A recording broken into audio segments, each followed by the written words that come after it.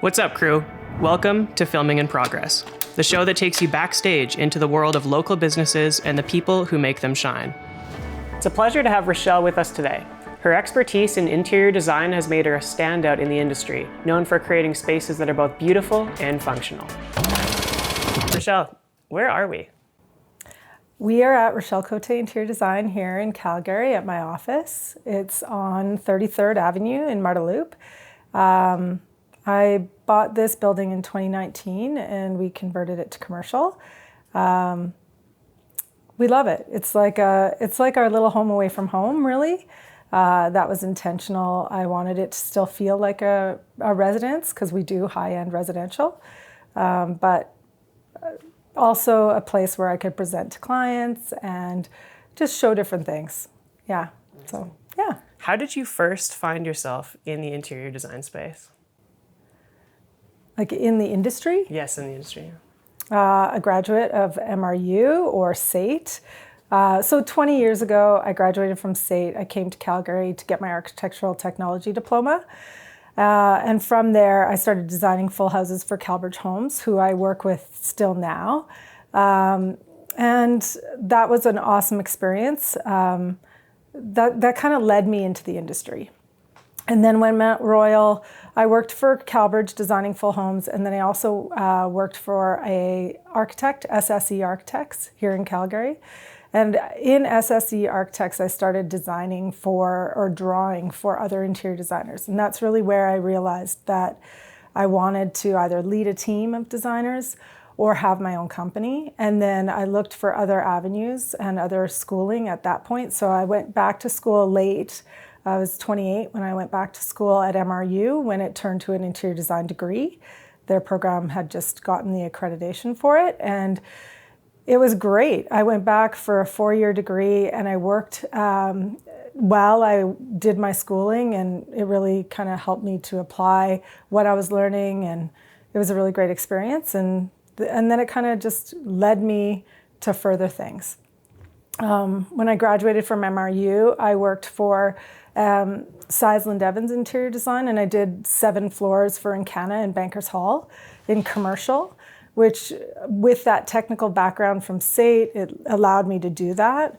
And then I worked for Douglas Cridland Interior Design. He was a well-known designer in residential in Calgary, and I helped him implement projects all across North America for a lot of really interesting people, so that was really fun.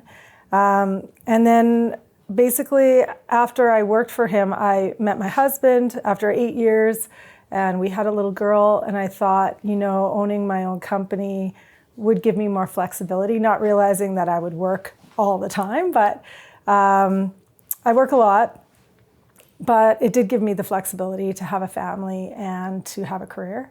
So that was kind of interesting. As a woman, it's always hard to know how far you should take that entrepreneurial step. But I started my own company when Avery was 1.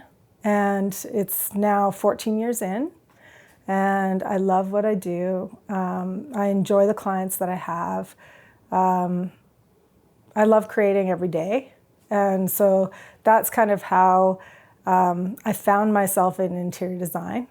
But I think it was honestly, the starting point was SAIT and having that technical background behind me, and it just opened other doors, and it just kept moving to different opportunities.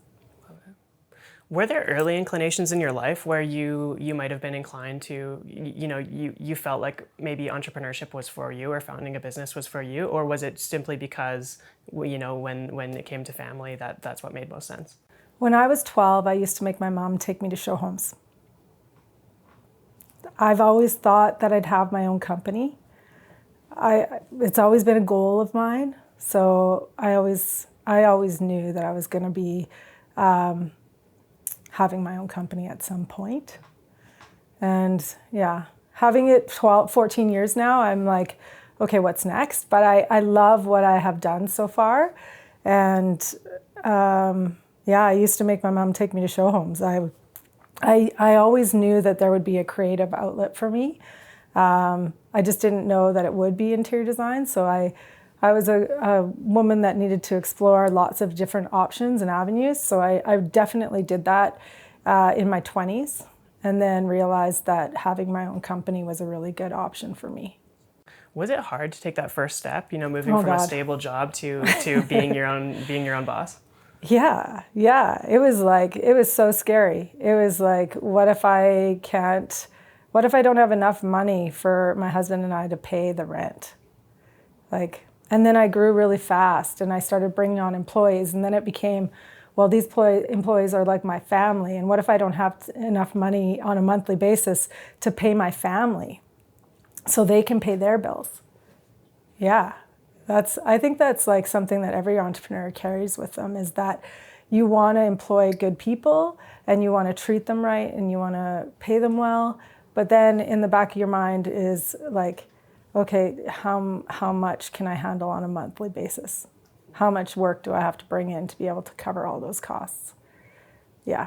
Was there a point after you started your business where you were at capacity in as far as your personal time is concerned, and you knew that it was time to bring on an employee? And what did that kind of first employment process look like? Well, when Avery was 1, my husband and I both started our own companies at the same time. I set up a desk in the basement of my house. And being an interior designer, I set up a really nice little office down there. And then my husband was like, would you share your office in the basement? And so him and I worked together on our companies for the first 3 months. And then after that, I was like, either you need to go or I need to go. Because this is it's crazy. We were both so busy and talking over each other, and how I needed to have a space for clients to come in. And so then I actually ended up giving him my office in the basement. And I subleased a space from Leanne Bunnell with 7070 Design Studio, where she was just leasing office space. And I leased one office from her. It was a 10 by 10 office space. And basically, I had a monthly fee for that office, and we had a shared library. So similar to the library that you see here, there was a shared library. But I was working for Calbridge again, and I started doing show homes for them. And as soon as they were like, oh, great, you went on your own, here's one show home. And then they were like, actually, we have 4 more. And then they just kept giving me work. And I was doing show homes because I had worked for Douglas Cridland before, and all of the projects that we had worked on belonged to him. So I couldn't use that portfolio. So I started doing show homes to just show my clients what I was capable of, what a house looked like all the way down to the final touch, and how good it could be. And so Calbridge was really excited that I was doing a good job for them, and they just kept giving me more work. But then I had a 1-year-old, and I was trying to do so many show homes a year, and I had no choice. I had to bring on employees. So I brought on another senior designer, Jocelyn Haraldson, who helped me with the show homes. Her and I would do them together. And then I also brought on a bookkeeper to help me with invoicing. And then after that, I had another junior, and it just started to grow.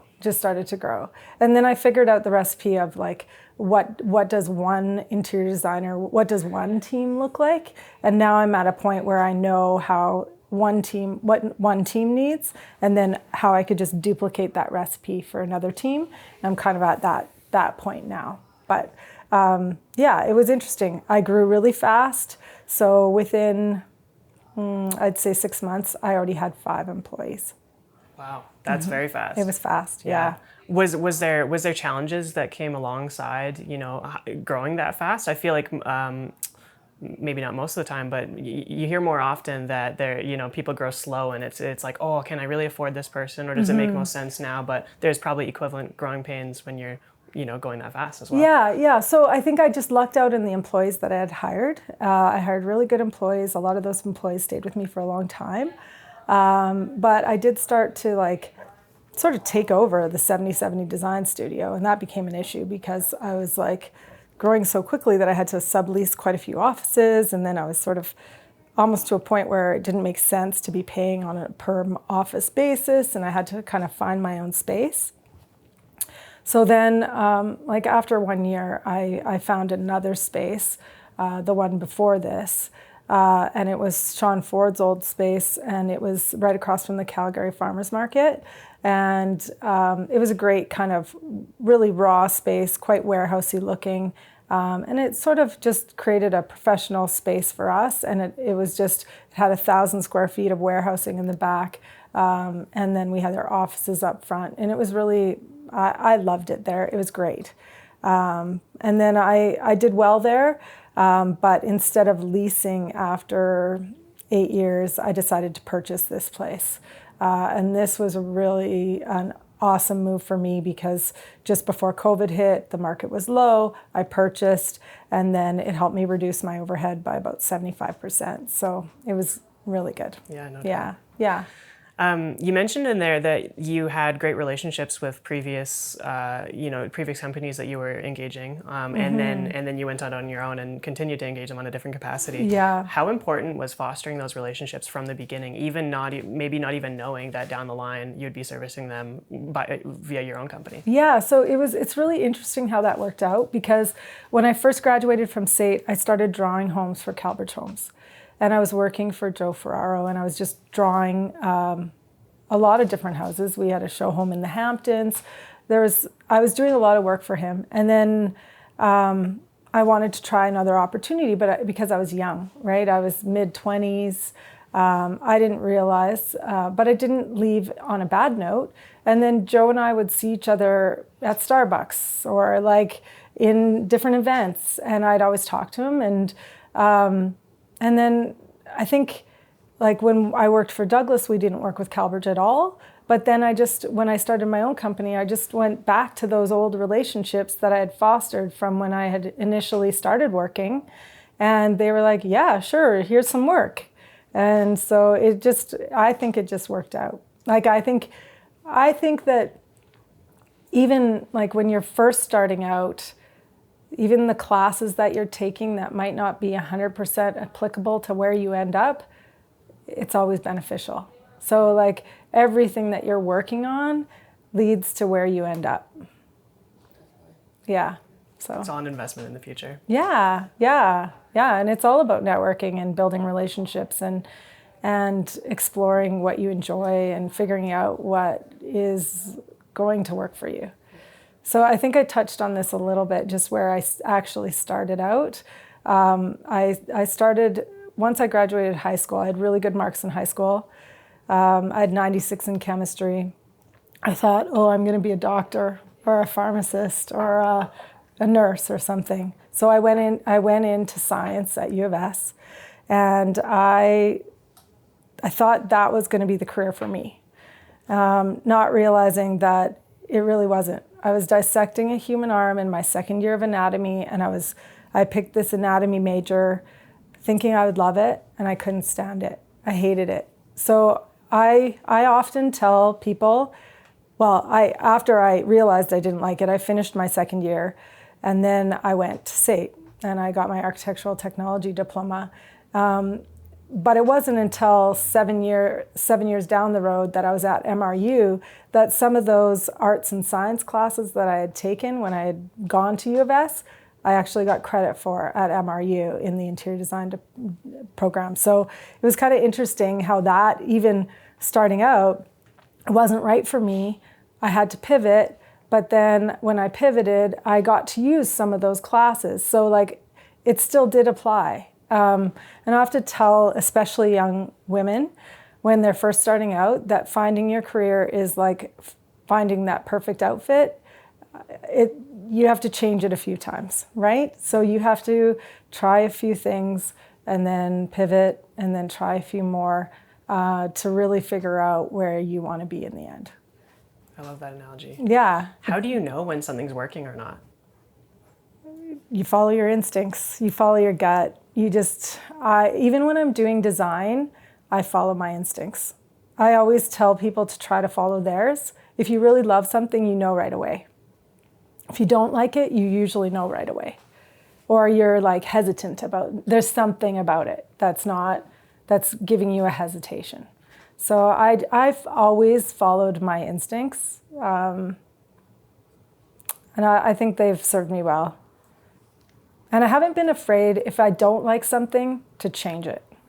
So I think that came from my family values. My mom always said, you know, if you're not happy, you can determine your own happiness, and you just need to change something. So don't be afraid to change things.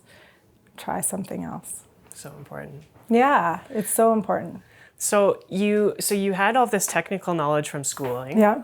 But business and entrepreneurship and being a founder is a completely different skill set. It is. And you were, correct me if I'm wrong, but kind of not thrown into that. But you chose to go down that path with all of this technical knowledge, but maybe didn't have experience running teams or that sort of thing. No. What do you wish, or 12 years later, what would you tell yourself going back 12 years and starting that business?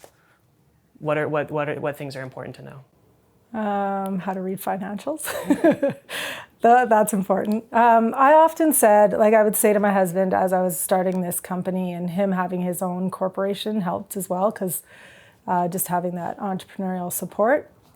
But I'd often say to my husband, I wish I had my master's of business, because I have all of the creative training, but then running the company and reading the financials and knowing how to do projections and all of that. I wish I had a business degree or a master's of business along with my interior design degree.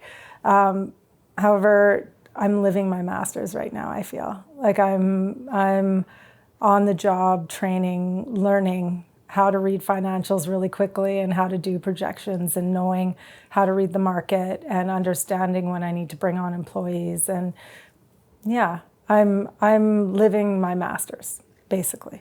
So do I wish that I had that? Maybe I'll still go back and get that. Who knows, right? But yeah, I think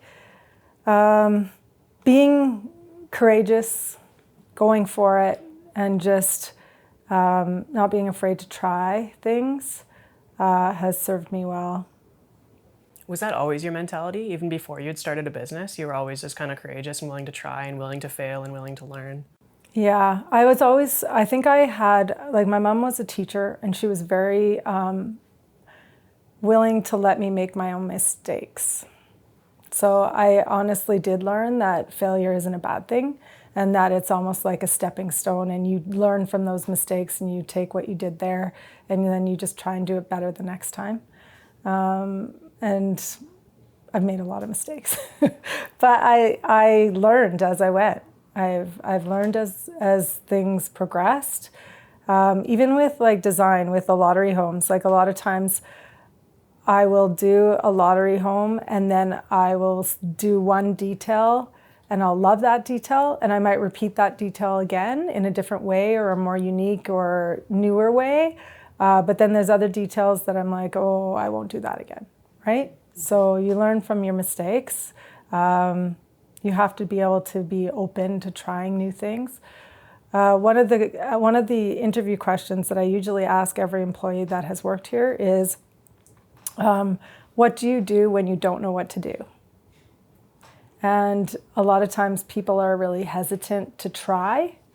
They want direction, and they want someone to be telling them this is how you do it. But I think that to be successful, you have to be able to have initiative, and you have to be able to willingness to try on your own and to not be afraid to fail. Love it. What's the best answer you've ever received to that question? Usually it is, I would try to do, so people that work here all say that I would try to do the best job I can on my own.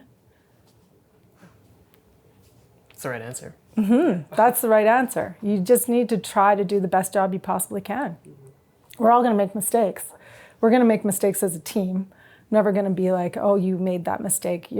That's your mistake. We all own them.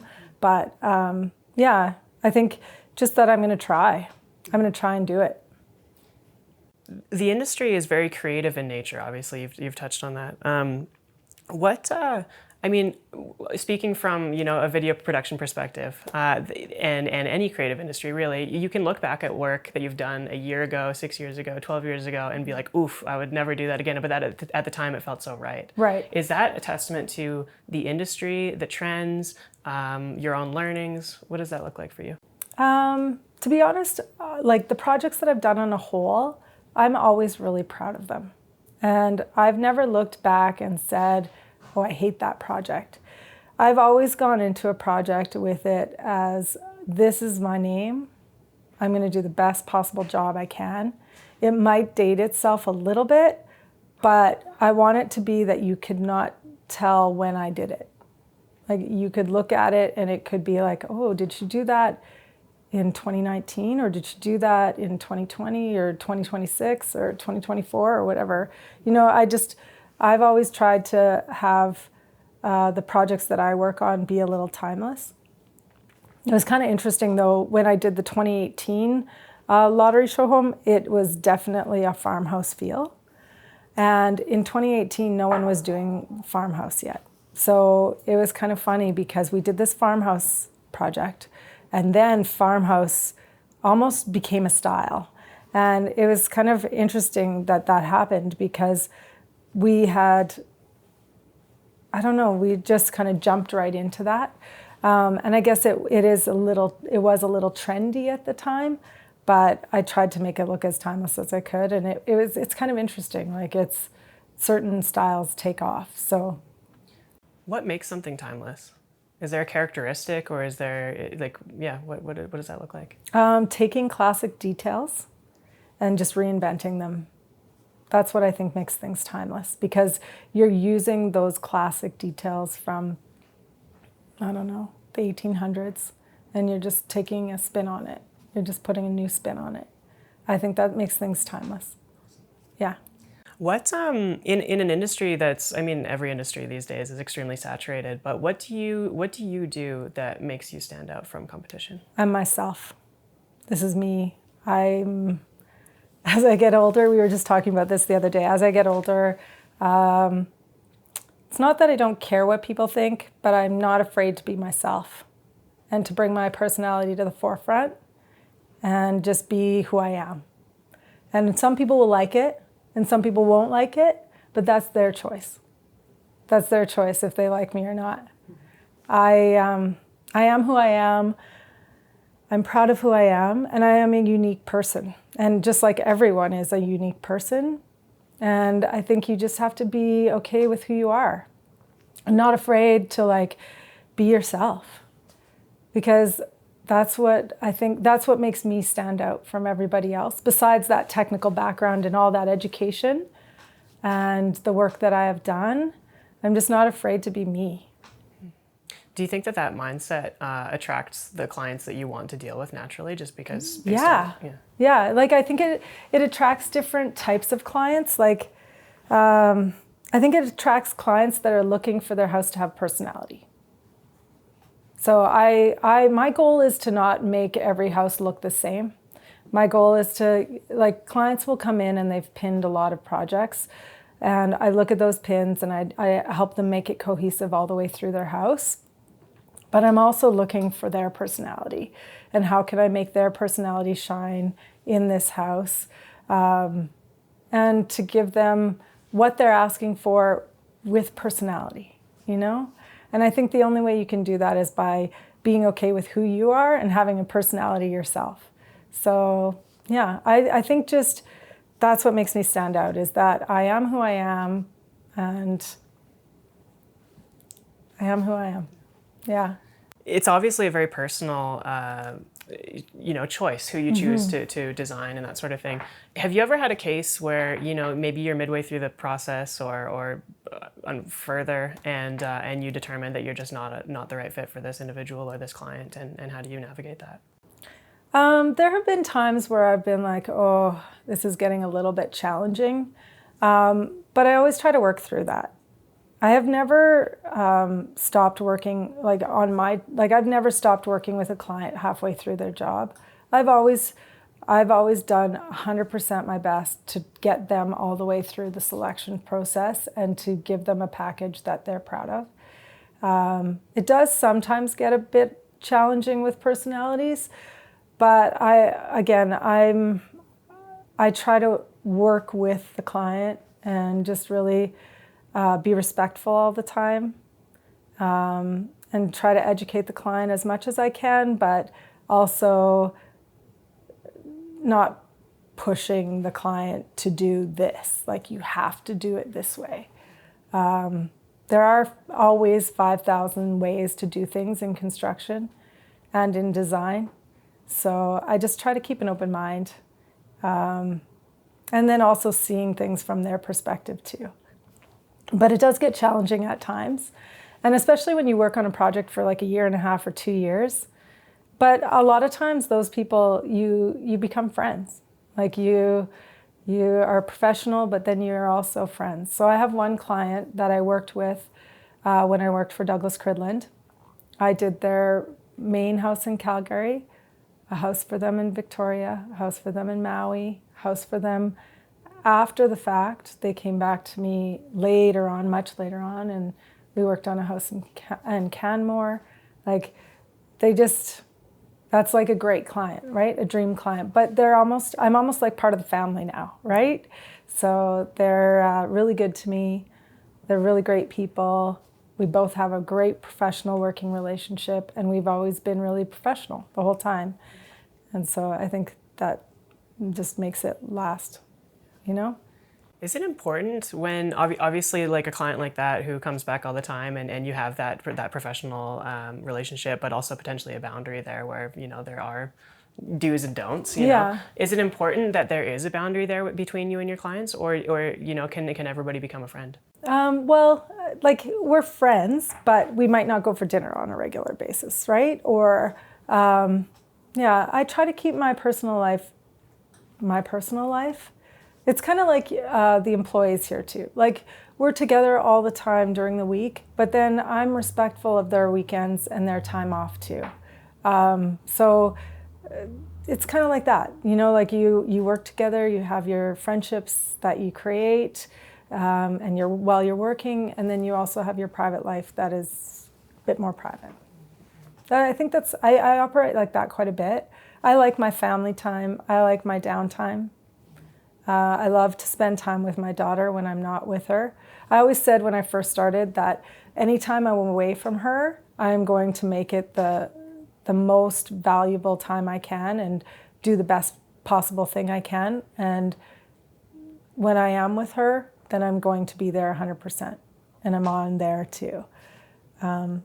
It's nice to get some downtime, but I'm a better mom because I work. Awesome. Yeah. Do you ever feel, we often hear that, entrepreneurship can be lonely because it's often hard to, you're facing challenges and that sort of thing on your own that, sometimes you just can't talk to other people about it, or maybe you don't have the right circle, or whatever the case may be. Yeah. Do you ever experience that, and how do you navigate that? Oh, totally. I think entrepreneurship can be isolating sometimes. This year specifically, I have tried to join a couple of organizations. Women's President organization has been great for me. Just where you're with like-minded people who are running their own companies, who are doing similar things. It is a little bit isolating. You can't always talk about every issue with your employees. And there are some times where you just need to talk to people who are dealing with the same things. So, it is a little bit isolating sometimes. When Ross and I, my husband and I, started our own companies, we made the agreement that when we came home from work, we wouldn't talk about it, mostly because he had the stresses of starting his company and I had the stresses of starting mine. And then just bringing both of those stresses together and talking about those, that's a lot of stress. So we kind of decided not to do that. And we talked about other things at the dinner table, which is great. But as I got into owning my own company further and further, I did need a sounding board of like-minded individuals. And that's where I reached out to a couple of coaches, joined Women's Presidents Organization, that kind of thing, just to have that support. And it's not even that those groups are telling you what to do. It's just that you're hearing how they're handling different things, and it makes it less isolating. Yeah, it's good. And it lifts everybody up together, right? Totally. Everybody can learn from everybody's experience, even if they're not in the same industry or whatever the case may be. You can find similarities and that sort of thing. 100%. I think it's really important that entrepreneurs support other entrepreneurs. I always try to support local companies. I try to work with like-minded people. So yeah, it's good. Speaking specifically to those communities and kind of learning from each other and that sort of thing, what are some of the key takeaways as far as, maybe from what you didn't have before these groups and what you have now? Just an understanding that I'm not the only one doing this. Like, I'm not the only one in the trenches some days, out of the trenches other days, wearing multiple hats. I think as an entrepreneur, a lot of times you feel stretched. And just knowing that I'm not the only one that is doing that, that's just in itself kind of like a relief to know that I'm not crazy as an entrepreneur, because a lot of times we take on so much and we do so much. At times I'm like, is this abnormal? Is this abnormal that I'm like this? So just knowing that there's other people out there that feel the same way, that strive for just more than just a 9-to-5 job. Yeah. Yeah. Pressures and things like that can be very complicated as an entrepreneur, and it ultimately falls on our shoulders to deal with issues. How do you manage your time when there's maybe on a bad day where something's going wrong and you're probably being pulled multiple different directions? Mm-hmm. How do I manage my time? So I have an assistant who books all of my appointments, which is great, and I have a really full calendar. But to be honest, I think this is kind of a unique thing, and I don't think everyone thinks this way, but I don't answer email during the day. I never do, rarely. So it's not that I don't want my clients to feel serviced. It's just that when I'm not in front of my computer and I'm working with my employees, or I'm working with my clients, or I'm in meetings, or I'm doing other things other than answering emails, I feel like I am more productive. So then I block off times to answer emails, and that I think is super beneficial because I can just sit down and focus on emails. I feel like email has turned into a full-time job. So like that could be someone's job, just answering emails all day long. And so I really take a different approach to that. I block off time to answer emails, and I don't let emails take over my whole day and what's going to happen that day. And I find that it allows me to be more productive. I really love that approach. That's the first time I've ever heard of this. But I mean, thinking about it logically, right? Like it's one of those things that you're constantly in communication, and then people feel like you feel obligated almost. Maybe not yourself now. To get back to them right away. Yes. And to be honest, I feel like when I wait, like I might see an email, but when I wait to respond to it, my answer might change after a little bit, after I've thought about it a little bit more. And I always get back to my clients within 12 hours, but I don't jump to emails. And I think it's really helped me. It's helped me step away from my desk, be creative, do creative things during the day, and help the people that I need to help, have progress meetings, and just, I'm not saving lives. So it's okay to just take a minute to think about things and then respond. So I think that's really helped me a lot, manage my time and just, You can really focus on the work that actually needs to be done rather than talking about the work that needs to be done. Right? Yeah, and a lot of people have asked, how do I do so much volume? I think that's how. Yeah. Like I honestly don't spend my days emailing. I really like that. Mm-hmm. Yeah, it's interesting because I think email and computers have really changed how people work, which we need. Like we need to send documents by email, and there has to be some coordination and communication via email. But I like to meet face to face. I'm a little bit old school. I'll pick up the phone and call people. I just think there is still a place for that type of business as well. Yeah. Was this tactic of only responding to emails at a certain time, was that a learned thing from No, it wasn't learned. I was so busy during the day setting up show homes and doing show homes when I first started that I would go home for dinner and I would meet my family for dinner and I'd spend time with my 1-year-old. And then I would put my 1-year-old to bed, and at 8 o'clock I would start answering emails. So from 8 till 10, I would answer emails. That was the only time I could answer them. Just mostly because I was so busy during the day, actually setting up show homes and doing the work, that was the opportunity that I had. And managing my young family, that was the opportunity that I had in the window that I had to answer emails. And then I've just sort of maintained that. Even if I had time, I don't know, I think it's allowed me to get the work done during the day and be more creative and then answer emails at night. I wouldn't recommend working 24/7 though. Probably not. Have you ever experienced burnout? Yes.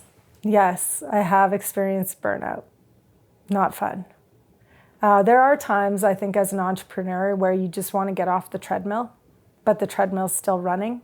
And sometimes you feel like you can't get off it. Yeah. So then you want to just get rid of the treadmill, right?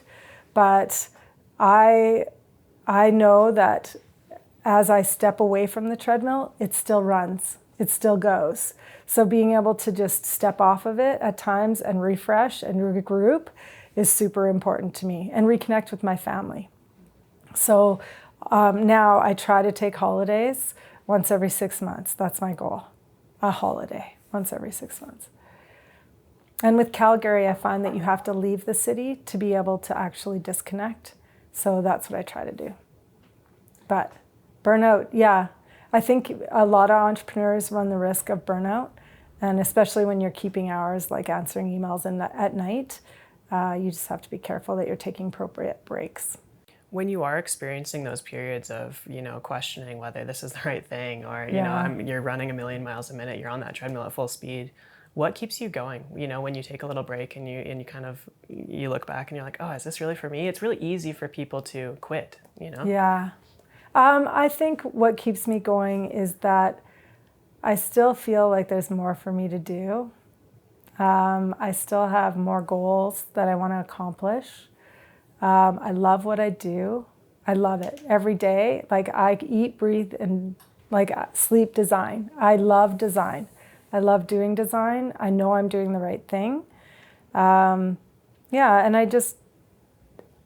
I like seeing the projects complete and seeing what I'm able to produce and what I have accomplished and what I can accomplish.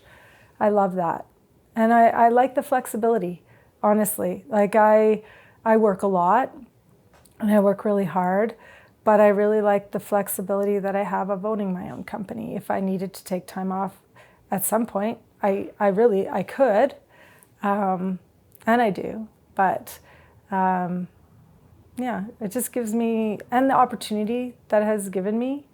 I just don't know if I'd have the same opportunity if I worked for someone else. So that's what keeps me going. And the support. I have a lot of support from my family. And I have a lot of support from my friends and the people that engage in our company. That's what keeps me going. Just all of the people and the connections and support that I've gotten, and that I love what I do. How important is it to have a good support system? I don't think I could have accomplished everything that I have accomplished without the support of my husband and him having that entrepreneurial background himself.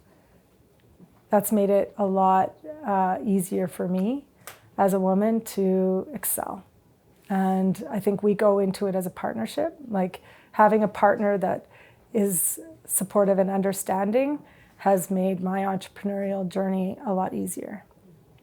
Because I'm not fighting things at home. I have that support that I need, and it's made it easier for sure. And encouraging.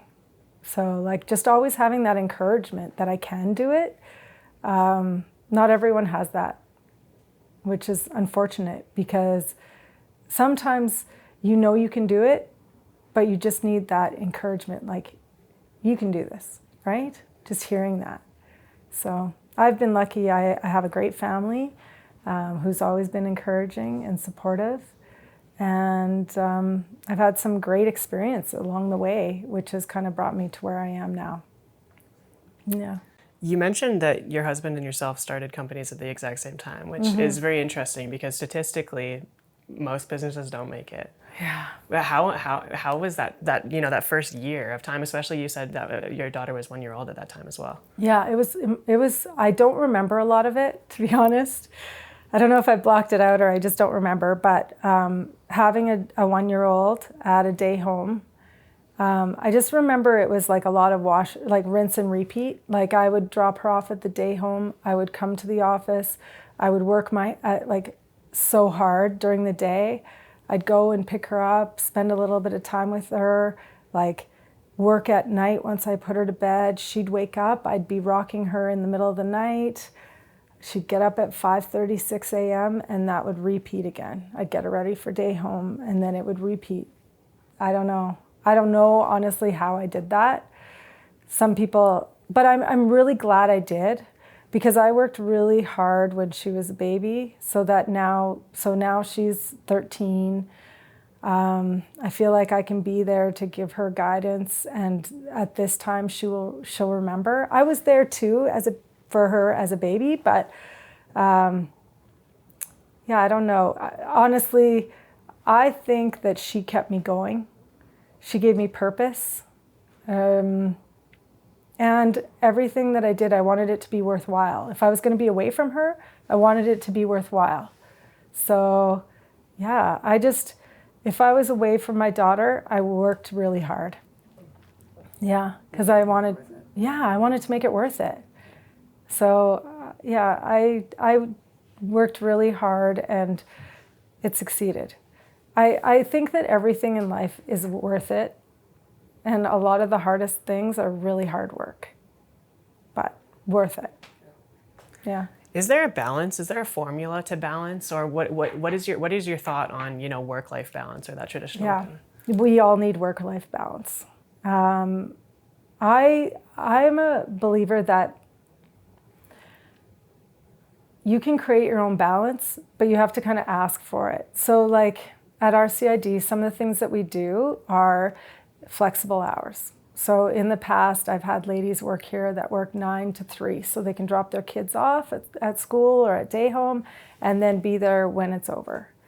I'm flexible. Some people have worked remote. Some people have worked in the office. It doesn't really matter to me. I feel like the people that work remote, lots of times they work harder because they are making sure that they have all their stuff done. Doesn't matter when they're doing it, but they're getting it done, right?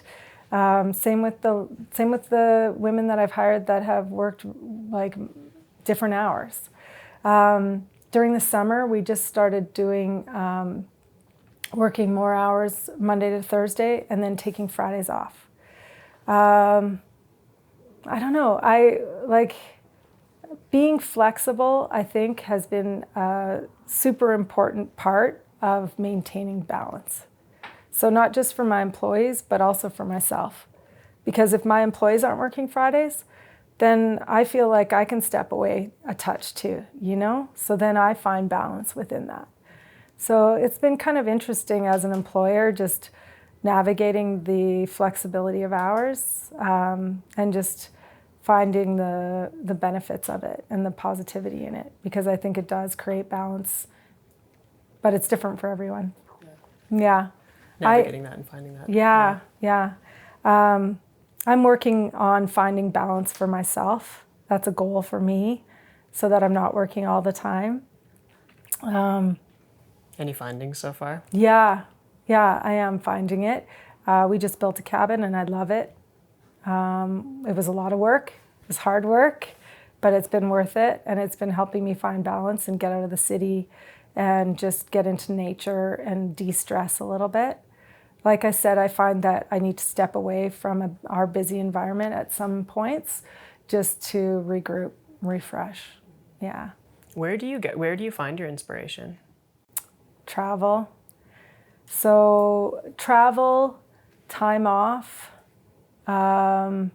restaurants. I love going to different restaurants. Yeah, I find my inspiration everywhere. A walk, seeing a unique old house.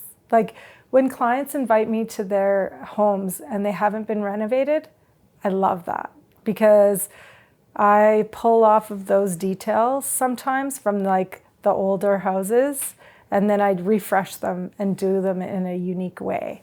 So the last lottery home that was published in Style at Home last October, it had a mid-century modern feel. And as I was starting to work on that house, I got invited to a house in Springbank that was done in 1950 that was untouched. It was so cool. So like the stair handrail was like a walnut, untouched, mid-century modern handrail. And so I took that kind of original inspiration and I just twisted it and did it in a unique way. So I find everywhere I go, I find inspiration.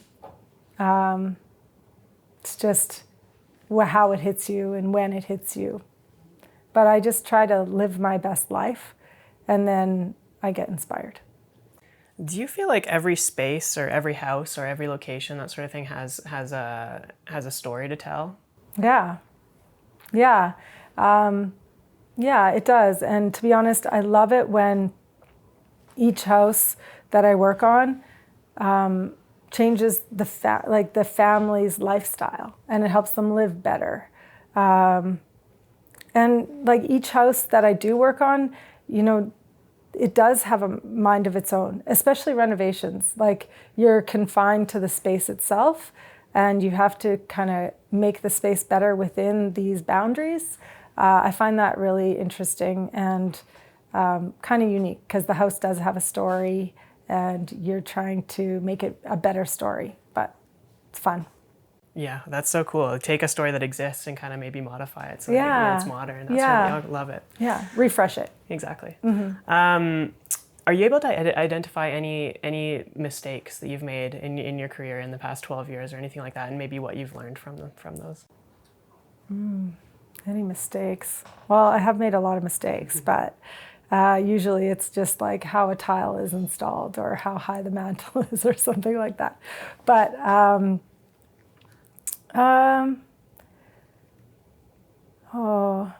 I think,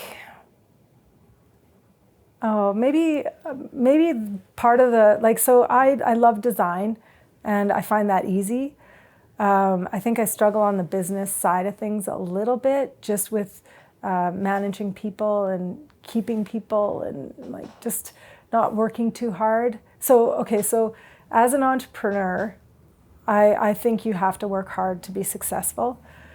But I think if you work hard all the time, I think sometimes that reflects poorly onto your staff because then they think that they have to work that hard all the time too. And then that comes with expectations.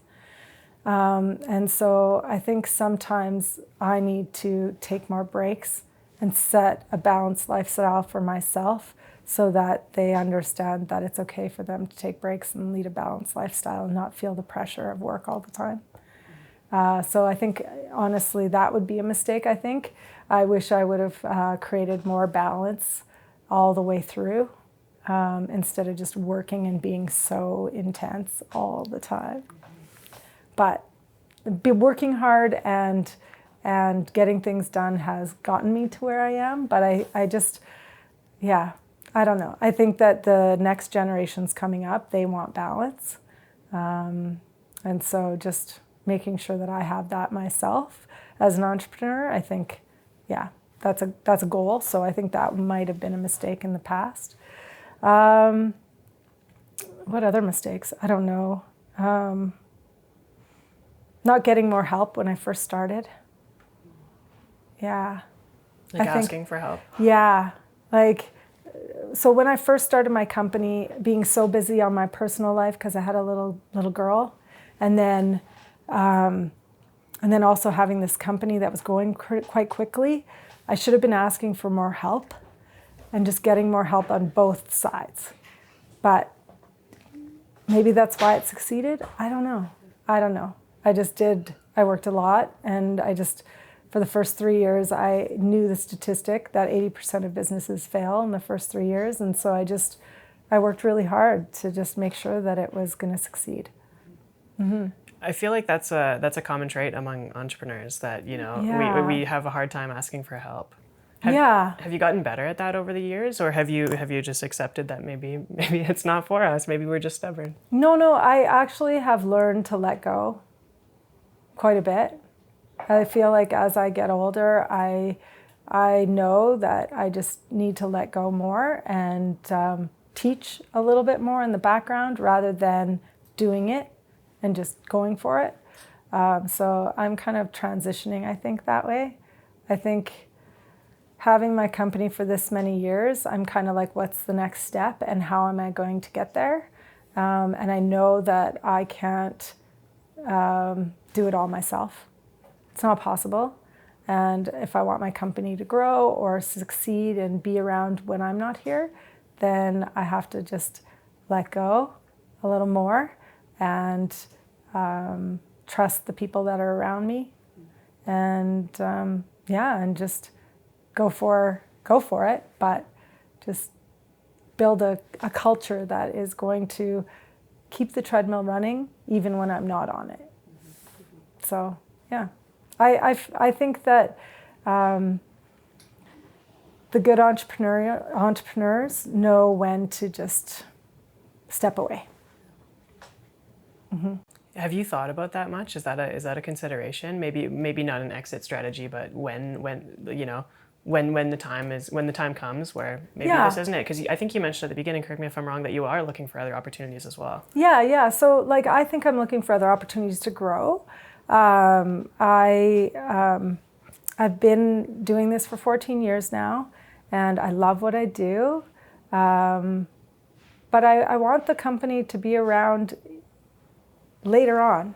And I don't have a succession plan where it's like a family business and I can pass it down. I know I will always do design and I'll want to work for a really long time, but I need to start, if I want to grow the company, then just bringing in more qualified people that have similar values, similar goals, and then just building from within. That's kind of what I think I'm looking to do as I keep going on my entrepreneurial journey, Is there a world where you start something that's not related to design? As an entrepreneur, I'm constantly thinking about different businesses, like you guys, like you think about, okay, like I'm doing this business, this is a good business, but then I'm always like, oh, I should try this. So for example, during COVID, I tried to do an online shop. I have an online shop started on my website where you can purchase curated rooms. So I thought it would be really cool, like in the 1970s where you had a curated room or a room where you bought the whole package. Well, if you had a curated room and it was ready for people and they just needed a living room, they could buy this curated room. So you could buy the individual pieces or you could buy the whole thing all together. Yeah, so I'm constantly like exploring different ways to adjust or change. I don't know if that's an entrepreneurial curse, but I like that. Or just thinking about different things that would help our industry, or like Banbury Lane, at one point I had designed a tab pull and I had them mass produce it, and they were like, do you want to manufacture this together? And I was like, I don't want to manufacture cabinet handles. But it seems like there's lots and lots of opportunities for entrepreneurs to grow their businesses in different ways. I think you just have to understand your one business before you do another one really well. So I've always tried to stay focused, but my mind does wander a little bit too, Yeah, not get that shiny new object syndrome, but also keep the mind open. Yeah, like just, yeah. That idea of selling, Curated a curated room. space. That's incredible. So is that like the furniture that's inside of it, everything? Yeah. Yeah. Is there any, where did that idea stem from? Is it just a need? Are you always kind of aware of opportunity that might exist out there? Is that how it came about? Or? Yeah, well, I just thought it would be kind of unique to start selling online. And I often think of like different companies that try to do that, but they don't have a designer backing them as much. And I just thought, to make design more accessible for everyone, or interior design accessible for everyone, they could basically purchase a curated room. I just thought it would be a good idea. Yeah. It didn't take off yet, but I'm still working on it. That's so cool. I might have to be a customer there. That's incredible. Yeah, you can check it out. It's on our website. Yeah, Yeah. Awesome. Yeah. Rochelle, what does success look like to you? Happiness. To me, success is happiness. Just doing your best work. That's a tough question, because I don't know if any entrepreneurial person thinks that they've made it. Because I think there's always ways to improve or expand or just create different things. So I think success to me is happiness. Mm-hmm. Ever in pursuit and always exceeding. Yeah. Yeah. Awesome. What's next for you? What can we any sneak peeks as to what's to come? Well, I'm working on some really great projects right now, which is awesome. I was just saying to my staff that it feels like our economy is a little bit protected here, and that we have some really fantastic clients coming through the door. So I feel like I'm sort of getting to a really great point in my career where I'm getting to work on some really great projects. Like I said, I would like to promote from within and start building a bigger company and having a company that can keep going. So whatever that looks like. And working in other places other than just locally. So not just Calgary, but BC, or we are doing 7 projects there already, but like just different locations and seeing like the world a little bit more. So maybe stuff like that. But just creative personality projects, right? That are unique. Yeah. Do you often get opportunities outside of your common market, your standard market, like Calgary, or? Yeah, I do. There's a lot of Calgarians that go elsewhere, and then news travels quickly when you do good work. So yeah, there's been a lot of opportunity, and I've been really fortunate. I've been really fortunate in the local market. I've been given lots of opportunity at a young age, which is fun. I don't know if that would come everywhere. So I think that's a unique market here. Just having so much opportunity and trust of people is kind of, it's inspiring in itself, and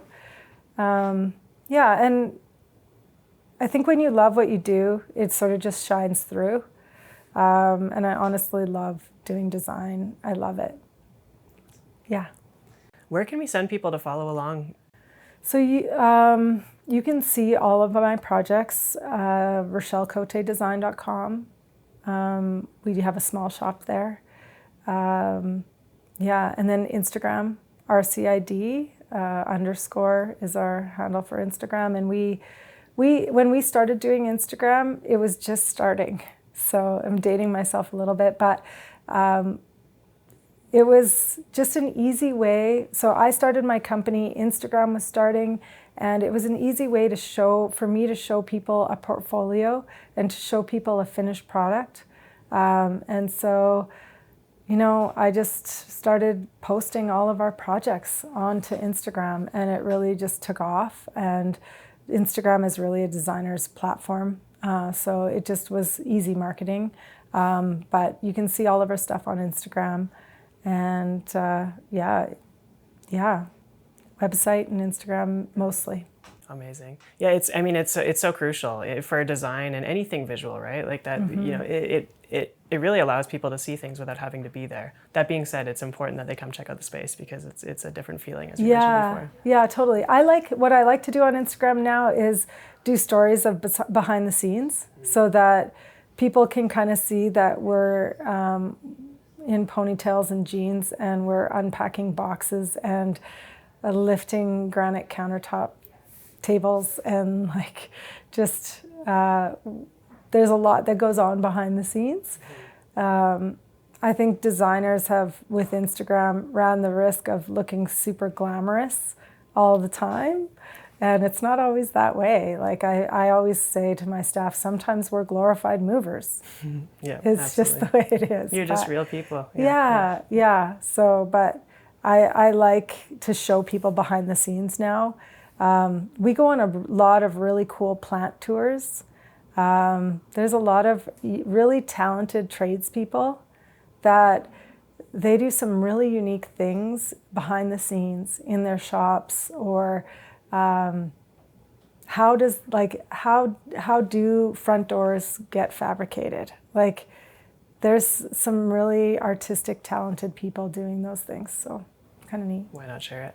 Awesome. Yeah. Well, Rochelle, thank you so much for this conversation. I truly appreciate it. Yeah. And it was very enjoyable. So. Oh, you make it so easy to talk to. And I wish you all the success too. I know that your company is young company, up and coming. And it's been a pleasure to talk to you. Appreciate it. Yeah, thank you.